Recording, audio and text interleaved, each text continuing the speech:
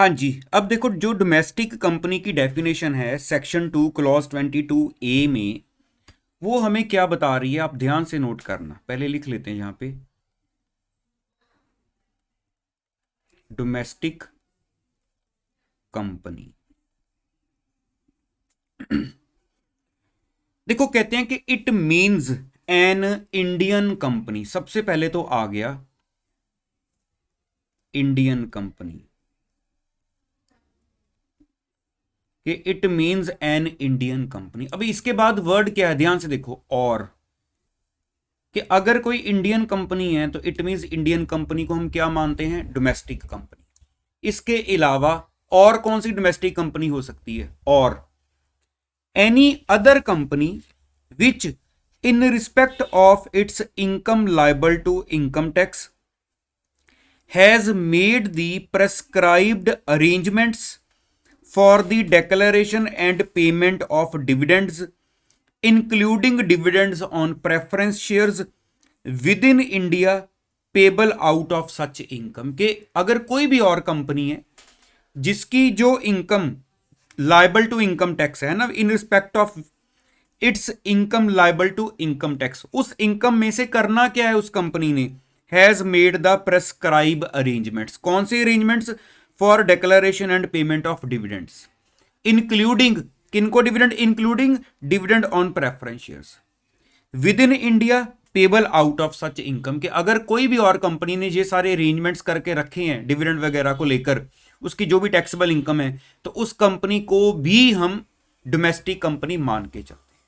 ठीक है, तो मतलब इंडियन कंपनी अगर कोई है तो उसको डोमेस्टिक कंपनी मानते हैं। इसके अलावा ये सारा जिसने ये अरेंजमेंट किया हुआ है उसको भी डोमेस्टिक कंपनी मानते हैं। अब यहां पे नेक्स्ट क्वेश्चन हमारे सामने आ जाता है कि ठीक है, डोमेस्टिक कंपनी में ये दोनों कैटेगरीज कवर होंगी। ठीक है, ये तो चलो एक्सप्लेन्ड है कि इंडियन कंपनी के अलावा दूसरी कंपनी जिसने ये सारे अरेंजमेंट्स किए हैं, लेकिन अब क्वेश्चन आ जाएगा इंडियन कंपनी कौन सी होती है ना। नेक्स्ट क्वेश्चन यहां पे राइज हो जाता है, इंडियन कंपनी क्या है। अब वो नीचे सेक्शन 2 क्लॉज 26 में डिफाइंड है कि इंडियन कंपनी कौन सी होती है। अब मैं यहां पे आपको पहले ही बता दूं कि डिस्कशन जैसे ना डेफिनेशंस थोड़ी टेक्निकल सी होती हैं, लेकिन ये नहीं कि हम इग्नोर मार जाएं कि चलो देखना ही नहीं है, क्योंकि एमसीक्यू में कुछ पूछा जा सकता है, इसलिए एक दो बार अच्छे से रीड जरूर करनी है हमने, उसके बाद चाहे आगे बढ़ेंगे। ये नहीं कि अभी इसको रिटेन करने बैठ जाए। ठीक है, चलो अब देखो इंडियन कंपनी के बारे में क्या बोला गया है कि two conditions should be satisfied so that a company can be regarded as an Indian company. कि अगर कोई कंपनी दो कंडीशंस सेटिस्फाई करती है तो हम उसको इंडियन कंपनी बोल देते हैं। अब वो कौन सी कंडीशंस हैं, the company should have been formed and registered under the companies act 1956। साथ में फुटनोट लगा हुआ है क्योंकि अब जो एक्ट है वो हमारा 2013 वाला बन चुका है। ठीक है, तो इट मींस अब अगर नए सिस्टम के हिसाब से देखें तो 2013 हो गया यहां पर। एंड द रजिस्टर्ड ऑफिस या फिर the principal office of the company should be in India.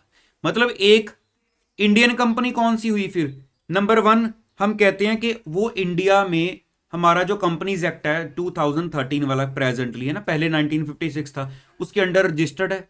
दूसरा उसका जो रजिस्टर्ड ऑफिस या प्रिंसिपल ऑफिस वो कहां पे होना चाहिए, वो इंडिया में होना चाहिए। और इन दोनों कंडीशंस के बीच में एंड है, मतलब ये दोनों कंडीशंस सेटिस्फाइड हैं, दोनों कंडीशंस सेटिस्फाइड हैं तो वो कंपनी इंडियन कंपनी मानी जाएगी। ठीक है जी। अब the expression Indian company also includes the following provided their registered और प्रिंसिपल ऑफिस इज इंडिया। कि ये भी जो नीचे वो लिस्ट दे रहे हैं इसको भी इंक्लूड करके चलना है हमने इंडियन कंपनी में, कि अगर इनका भी रजिस्टर्ड या प्रिंसिपल ऑफिस इन इंडिया आता है तो। अब ये कौन सी हैं, एक कॉरपोरेशन एस्टेब्लिश्ड, मैं इनको जस्ट एक बार रीड करूंगा अच्छे से। ठीक है, एक कॉरपोरेशन एस्टेब्लिश्ड बाय और अंडर ए सेंट्रल स्टेट और provincial act like financial corporation और a state road transport corporation. Number two, an institution और एसोसिएशन और body which is declared by the board to be a company under section 2 clause 17 sub clause 4। उसके बाद a company formed and registered under any law relating to companies which was in force in any part of India other than Jammu and Kashmir and Union Territories mentioned in subclause 5 below।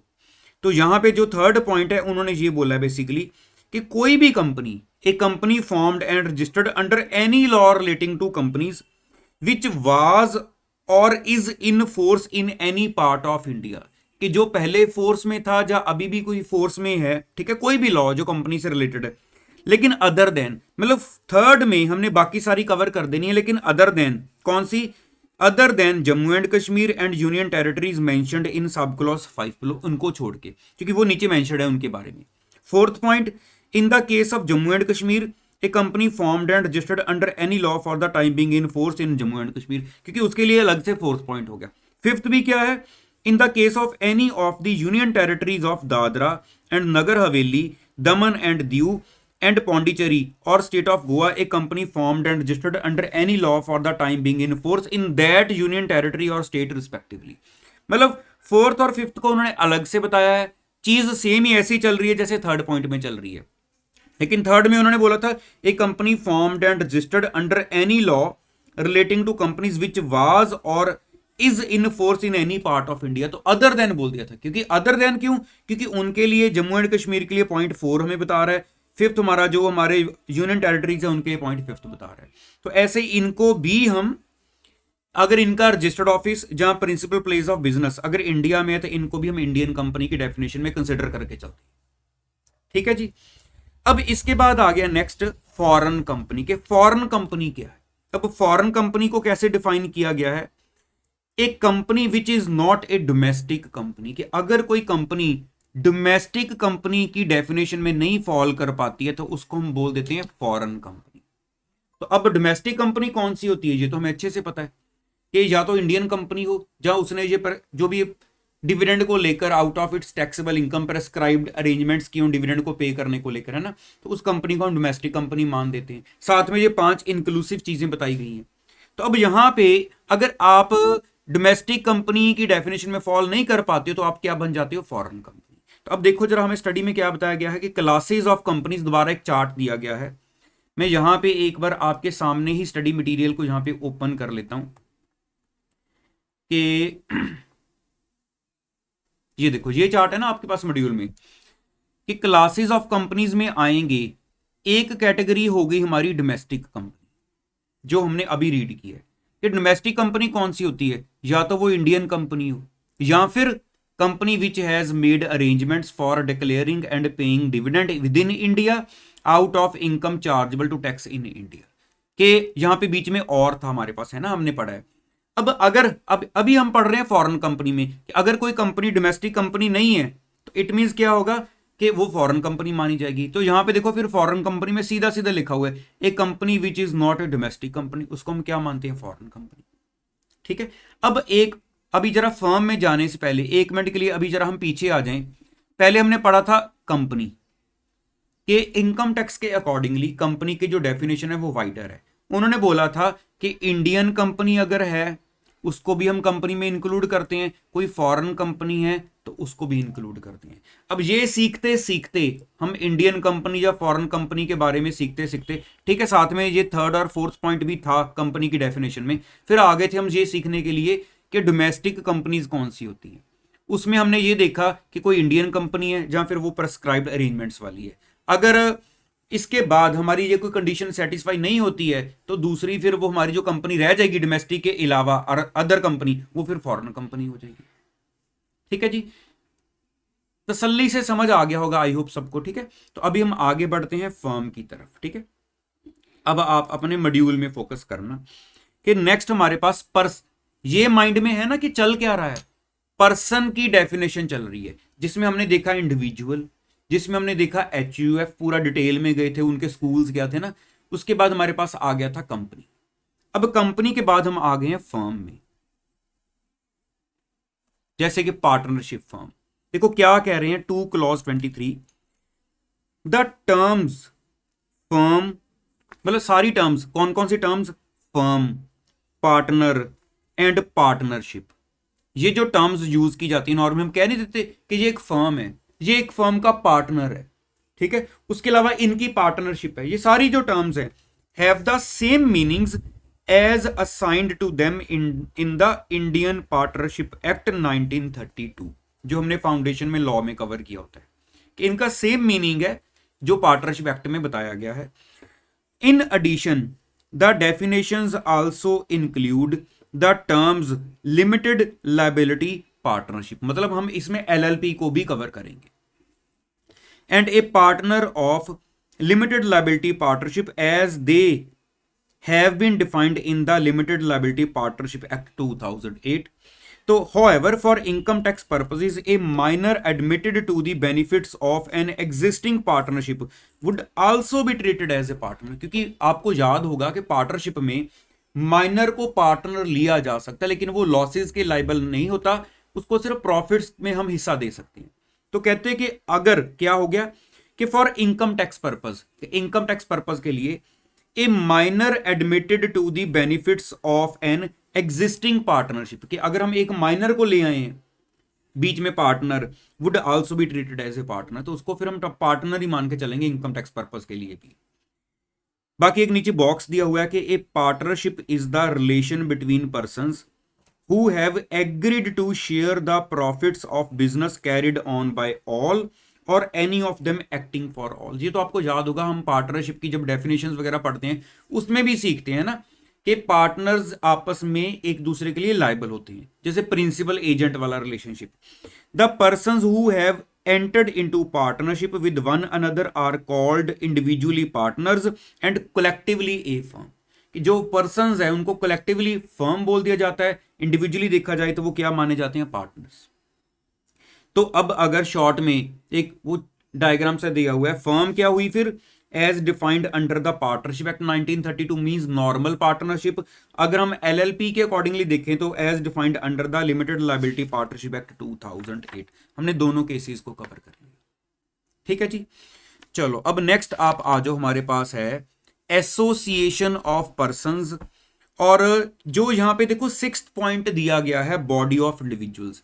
जब हमने definition को पढ़ना start किया था person की, वो circle लगे हुए थे ना कि 7 कैटेगरीज बन जाती है, मैंने आपको बताया था ना वहां पे कि वहां पे सर्कल में एसोसिएशन ऑफ पर्संस, एओपी और बॉडी ऑफ इंडिविजुअल बीओआई को एक ही सर्कल में दिखाया गया था। तो नॉर्मली ऐसे ही होता है, हम इनको इकट्ठा ही बोल देते हैं कि association of persons and body of individuals. तो अदरवाइज आप देखोगे अपने मॉड्यूल में कि यहां पे आपके 8 नंबर तक पॉइंट्स आ रहे हैं। 8th क्या है, आर्टिफिशियल ज्यूरिडिकल पर्सन। अगर मैं 5th 6th को एक ही इकट्ठा बोल दूं कि association of persons and body of individuals, it means हमारे ओवरऑल 7 पर्सन ही रहेंगे, ठीक है। अब देखो एओपी है क्या, when persons combine together for promotion of joint enterprise they are assessable as an AOP, means association of persons, if they do not in law constitute a partnership. पहले अगर मैं आपको थोड़ा सिंपल वर्ड्स में बोलूं तो आप ना अपने माइंड में एक चीज लेकर चलो कि अगर मैं ये बोलूं कि कुछ पर्संस मिले हुए हैं, मिलकर उनको किसी चीज से कोई इनकम आ रही है, लेकिन उन्होंने कोई पार्टनरशिप वगैरह नहीं बनाई है, लेकिन काम वो उनका मिलके कर रहे हैं या इनकम उनको मिलके आ रही है एक ही जगह पे, तो हम उनको एसोसिएशन ऑफ पर्संस या बॉडी ऑफ इंडिविजुअल्स कुछ ऐसा नाम देंगे। बात समझ रहे हो ना। अगर मैं बोलूं हम 5 बंदे मिलके चलो पार्टनरशिप बनाते हैं, वो तो फिर पार्टनरशिप फर्म होगी। अगर हम मिल तो गए हैं लेकिन कोई ऐसी फॉर्मेशन नहीं हुई है, अब यहां पे आपके माइंड में होना चाहिए फिर यहां पे एसोसिएशन भी हो सकती है, यहां ये बॉडी ऑफ इंडिविजुअल्स भी हो सकती है, ठीक है।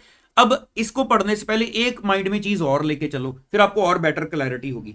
जब वर्ड आ रहा है बॉडी ऑफ इंडिविजुअल्स, के बॉडी ऑफ इंडिविजुअल्स मींस यहां पे जैसे पर्सन की डेफिनेशन में पहले नंबर पर पढ़ा हमने इंडिविजुअल, तो बॉडी ऑफ इंडिविजुअल जो इन इटसेल्फ एक टर्म है, बॉडी ऑफ इंडिविजुअल्स। फोकस करो, body of individuals, it means उसमें सिर्फ इंडिविजुअल्स आएंगे। अगर मैं बात करूं एसोसिएशन ऑफ पर्संस, अंडरस्टैंड करे हो ना मुझे, एसोसिएशन ऑफ पर्संस, तो यहां पे वर्ड आ गया पर्संस। तो पर्सन की डेफिनेशन में तो बहुत सारे, पर्सन की डेफिनेशन तो कंपनी भी आ जाती है, पर्सन की डेफिनेशन में तो फर्म भी आ जाती है। तो इट मींस जब वो एसोसिएशन वर्ड लगता है तो उसमें पर्सन में से कोई भी आ सकता है। लेकिन अगर मैं बॉडी ऑफ इंडिविजुअल्स की बात करूं तो उसमें सिर्फ इंडिविजुअल्स होते हैं। ये बेसिक एक आइडिया है। अब हम पढ़ते हैं एसोसिएशन ऑफ पर्संस को आगे कि क्या बताया गया है, बॉडी ऑफ इंडिविजुअल्स में क्या बताया गया। अब हम पूरा रीड करते हैं, ठीक है, वन बाय वन करके वर्ड्स को। व्हेन पर्संस कंबाइन टुगेदर, मिल गए, for promotion of joint enterprise, they are assessable as an AOP. तो हम उनको उनकी असेसेबल मींस वो एक असेसी कैसे काउंट होंगे, एक एओपी माना जाएगा उनको, ठीक है। If they do not in law constitute a partnership, क्योंकि अगर उन्होंने मिलकर पार्टनरशिप बना ली फिर तो वो पर्सन की डेफिनेशन में पार्टनरशिप में आ गए। जैसे एक इंडिविजुअल, मान लो मैं इंडिविजुअल, तो मैं इनकम टैक्स में एज इंडिविजुअल अपना पैन अप्लाई करूंगा कि मेरे को पैन दे दो, परमानेंट अकाउंट नंबर। तो ऐसे ही पूरे पर्सन की डेफिनेशन में अगर फर्म की बात की जाए कि आपने पार्टनरशिप फर्म बना ली है तो firm is a separate person, ठीक है। तो फर्म एक अलग से एसएससी हो गया, तो फर्म का अलग से पैन कार्ड होगा, फर्म का अलग से परमानेंट अकाउंट नंबर होगा, पार्टनर का अपना अलग होगा, फर्म का अलग होगा, कि फर्म इन इटसेल्फ एक पर्सन है। हम बोलते हैं फर्म ने टैक्स दे दिया क्योंकि फर्म इनकम टैक्स के लिए एक पर्सन माना जाता है, ठीक है। In order to constitute an association, persons must join for a common purpose और एक्शन, के इनका एक कॉमन पर्पज या एक्शन होता है जिसके लिए ये ज्वाइन होते हैं। And their object must be to produce income, ये लाइन थोड़ी अंडरलाइन कर लो कि यहां पे इनका जो ऑब्जेक्ट है ना वो इनकम प्रोड्यूस करना होता है, ठीक है। इनकम प्रोड्यूस करने के लिए ये एक एसोसिएशन बनाते हैं। It is not enough that the persons receive the income jointly, को हायर्स, को लिगेटीज और को डोनीज। जैसे मैं बोलूं कि एक इनहेरिट कर ली प्रॉपर्टी, दो बंदों ने, तीन बंदों ने मिलके आगे इनहेरिटेंस में, ठीक है। तो लिगेसी क्या होती है कि अगर किसी ने कोई प्रॉपर्टी वगैरह जो कोई मनी थी वो छोड़ दी है किसी के लिए विल में, तो ऐसे को हायर्स जहां को लिगेटीज और co donees joining together for a common purpose और action would be chargeable as an AOP. यहां पे एग्जांपल भी दी गई है, देखो, मिस्टर यश, एक हो गया मिस्टर यश, एक बंदा हो गया, उसके साथ ए बी एंड कंपनी, ये हो गई एक फर्म, दो पर्संस मिल गए, एक्स प्राइवेट लिमिटेड, ये तीन पर्संस हो गए, join together to carry on construction activity otherwise than as a partnership firm. उन्होंने कोई फर्म नहीं क्रिएट की, बस ऐसे मिल गए, ज्वाइन कर लिया आपस में एक दूसरे को, एक कॉमन उन्होंने एक एक्टिविटी स्टार्ट कर ली इनकम अर्न करने के लिए, कंस्ट्रक्शन का काम करने के लिए। Such an association will be recognised as an association of persons. तो इनको फिर हम एसोसिएशन ऑफ पर्संस बोल देते हैं।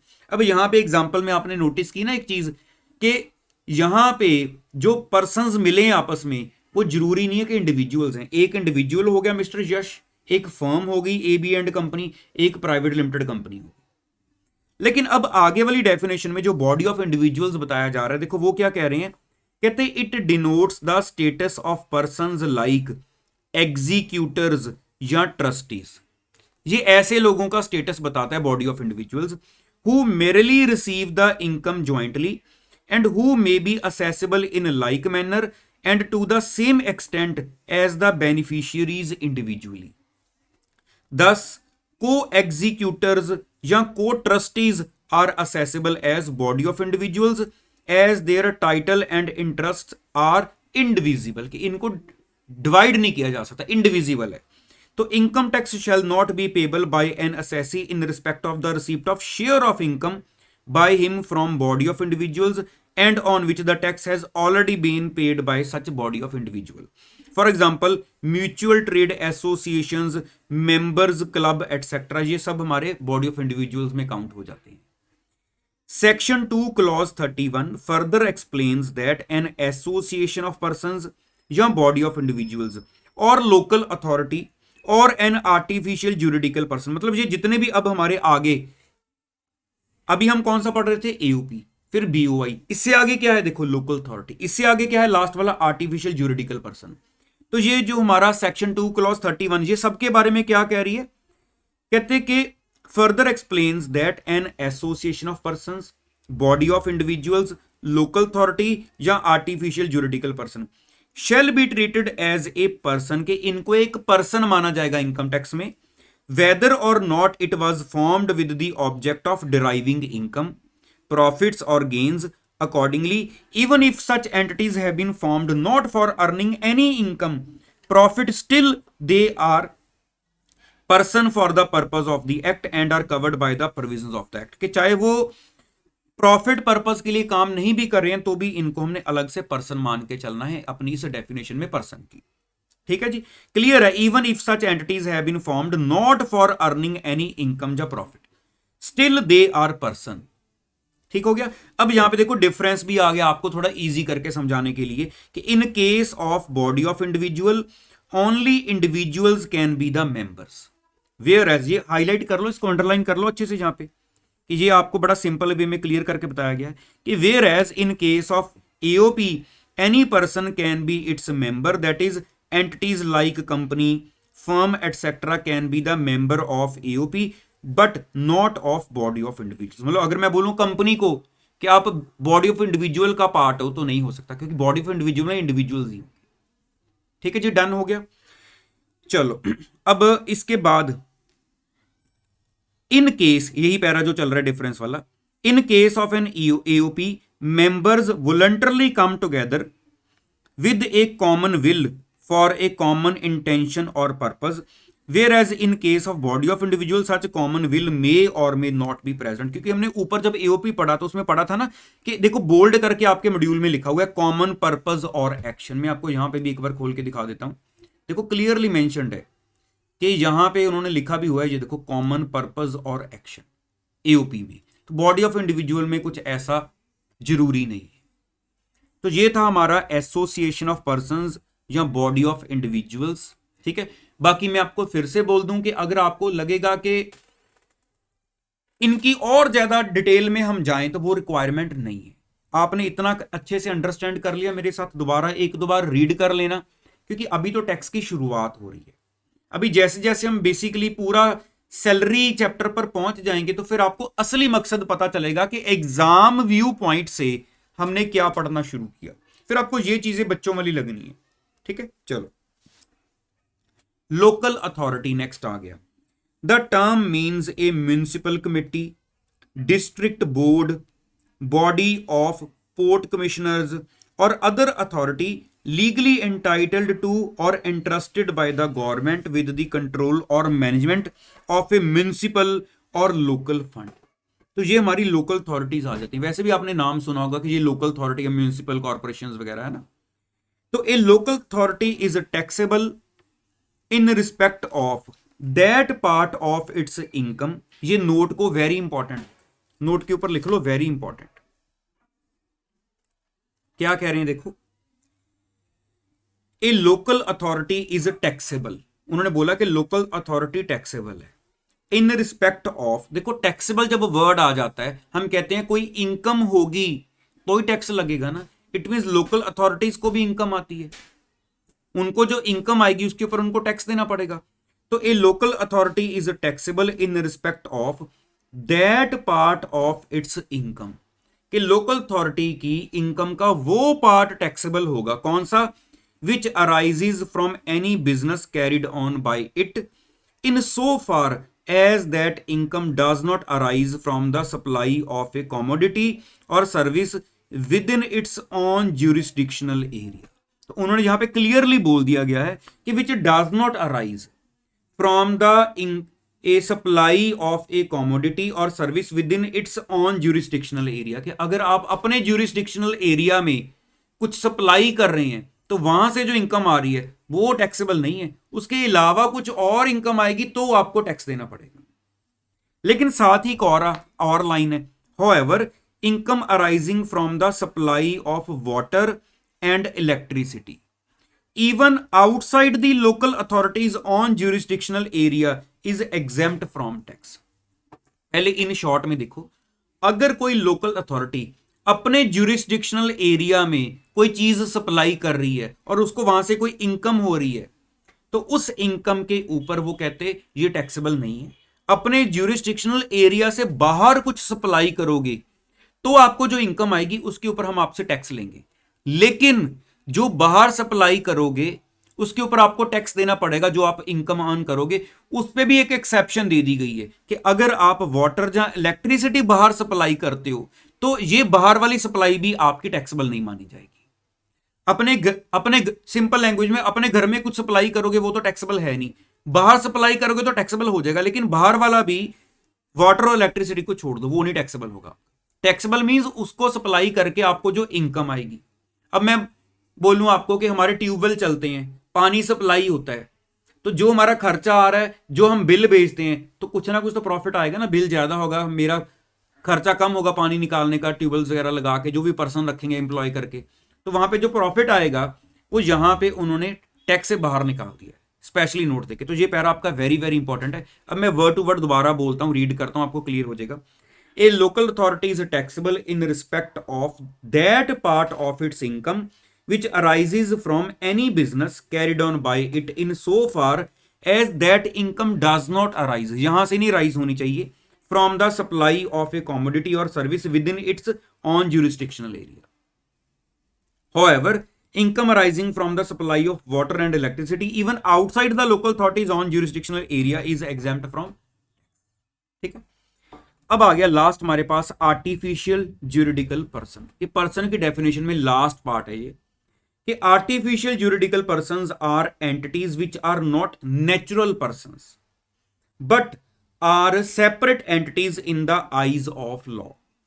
This is a residual category, could cover all artificial persons with a juristic personality not falling under any other category of persons. कि जो हम अभी पीछे हमने बाकी की 6 कैटेगरीज पढ़ी हैं ओवरऑल, है ना, अगर मैं एओपी बीओई को अलग अलग मानूं तो हमने 7 पढ़ी हैं, तो अगर कोई स्पेसिफिकली उनमें नहीं कवर होगा तो वो लास्ट वाले में आ जाएगा, आर्टिफिशियल ज्यूरिडिकल पर्सन में।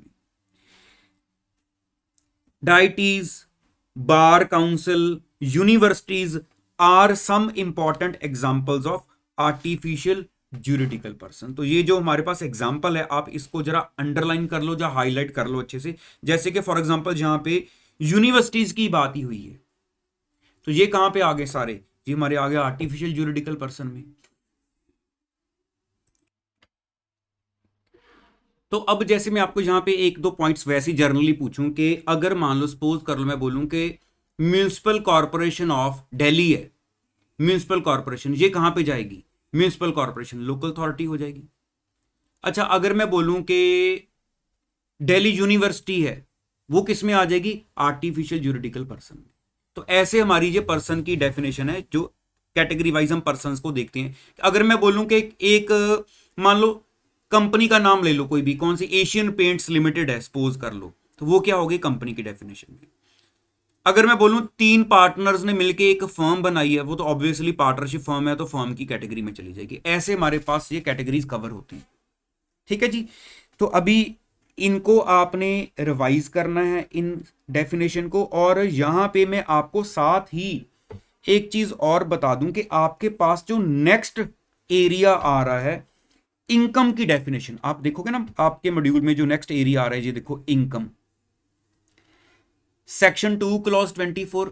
ये जो इनकम की डेफिनेशन आपकी चल रही है ना, देखो डेफिनेशन ऑफ इनकम, यहां पे आप देखोगे कि काफी ज्यादा इन डेप्थ ये डेफिनेशन चल रही है आपकी इनकम को लेकर। ठीक है, पॉइंट 2 से ऊपर ऊपर कि ये सारी चीजें इनकम में कंसिडर होती हैं। ये जो आपकी डेफिनेशन ऑफ इनकम है, ये मैं आपको पहले बता दूं, हमने यहां पे अभी फर्स्ट चैप्टर में इसको नहीं कवर कर सकते। उसकी वजह क्या है, ये मैं सारे बोले जाऊंगा, आपको पता ही नहीं चलेगा, क्योंकि ये चीजें अभी आपके चैप्टर में नेम यूज होने हैं। तो जब हमारे इनकम टैक्स के चैप्टर्स वगैरह आगे सारे कवर हो जाते हैं, तो फिर ये चीजें आपके लिए एक जर्नल बन जाती हैं। अच्छा ठीक है जी, हमने उस चैप्टर में पढ़ा था, ये चीज उस चैप्टर में आई थी, तो अभी इसको बोलने का मेरे लिए कोई फायदा नहीं है, ना ही आपका इनको सुनने के लिए कोई फायदा है, क्योंकि इसमें आपको कुछ भी नहीं पता चलना ऐसे।